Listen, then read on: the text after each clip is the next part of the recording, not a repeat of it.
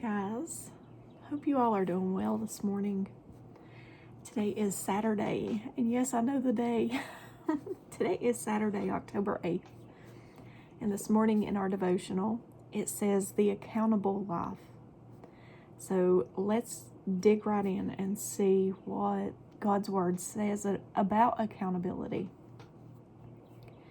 and how we should live an accountable life. Deuteronomy chapter 22, verse 1. If you see your neighbor's ox or sheep or goat wandering away, don't ignore your responsibility. Take it back to its owner. Romans chapter 12, verse 8. If your gift is to encourage others, be encouraging. If it is giving, give generously. If God has given you leadership ability, take the responsibility seriously. And if you have a gift for showing kindness to others, do it gladly. 1 Corinthians chapter 7, verse 24. Brothers and sisters, each person as responsible to God should remain in the situation they were in when God called them. Let me read that again. Brothers and sisters, each person as responsible to God should remain in the situation they were in when God called them. Leviticus chapter 5, verse 17. If anyone sins and does what is forbidden in any of the Lord's commands, even though they do not know it, they are guilty and will be held responsible. And this is a good verse on why every night you should pray, Lord, forgive me for the sins that I don't even realize that I've done. Because this is why Scripture says that everyone, we're in these fleshly bodies, so we can live as Jesus wants us to, as closely as we can to how Jesus says in His Word that we should live. But because we're in these fleshly bodies, and because people have compromised throughout the generations before with sin and allowed a little bit in, and so if your grandparents, great-grandparents, and way on before has allowed just a little bit of sin to creep in, and when you're brought up and all these little sins has crept into your the way you're brought up, then chances are there is sin that you do that you don't realize. That's why it's another important reason why you should read the Bible for yourself. And let God search you for anything that may be hidden that you don't realize that you do. It's very important, guys, very important. Let me read this verse again so we get the whole gist of it. If anyone sins and does what is forbidden in any of the Lord's commands, even though they do not know it, so even though you did not know that it is sin, they are guilty and will be held responsible. Very strong words. Genesis chapter 17, verse 9. Your responsibility is to obey the terms of the covenant. You and all your descendants have this continual responsibility. You and all your descendants have this continual responsibility. That's just what I was saying. The ones before, they allow a little bit of sin, just a little bit in. They kind of just, this little thing will be okay, and then more gets added, and more and more and more to what society is today, which is terrible today. Oh, it's terrible. Even cartoons are bad. Oh, bad. But it's just what I said, allowing a little bit of sin to what society is today. And then if you're not reading God's word, not seeking Him to know what His truth is, you could be led astray. You could be deceived very, very easily. It's very, very important, guys. In Luke chapter 16, verse 10, if you are faithful in little things, you will be faithful in large ones.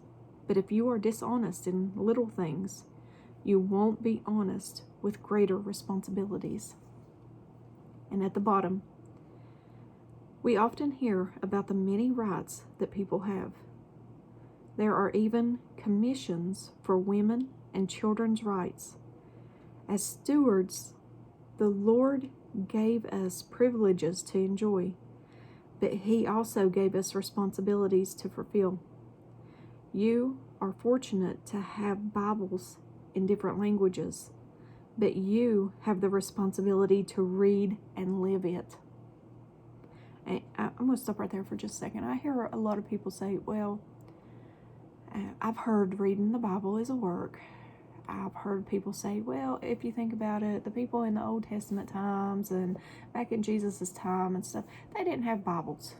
So how important is it to read it? We have Bibles now. They won't be held responsible for reading their Bible because they didn't have them. Exactly what they said. We have them now. Think about that. Will we be held responsible? Yeah, I believe when we get in front of... Do you want to get in front of God and God say, well, why didn't you... or you get in front of God and you say, well, Lord, I didn't know that this was sin. I didn't know. And just what we read here, you'll be accounted. You'll be held accountable, held responsible for any sin, even if you didn't know it was sin. We just read that. Now, do you want to get in front of God and say, oh, well, Lord, I didn't know it was sin. I didn't know that I was doing a sin. And what if the Lord says, well, I give you my Bible, my word.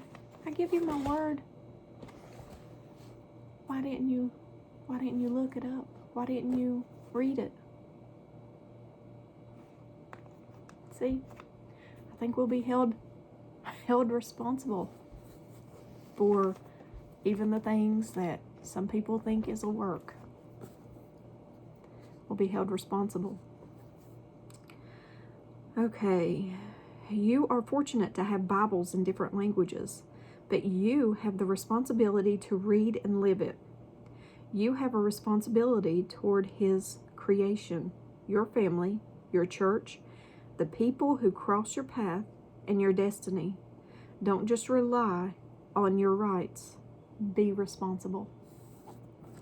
And that is our devotional for this morning. And I really, really like this devotional because it stresses exactly what I've been saying this past year. I think I've been here a year. Well, I did a couple of videos like 2 years ago, but constant for a year now.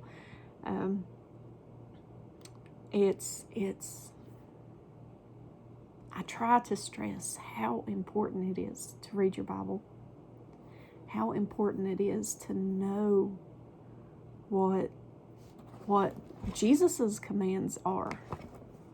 And people say, oh, well, the 10 Commandments.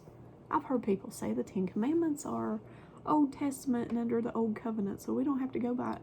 If you read your Bible in the New Testament, Jesus not only agrees and says, yes, you should go by these 10 Commandments, He elaborates more on it, even by saying, thou shalt not murder, and how you can murder a person with the words that you say.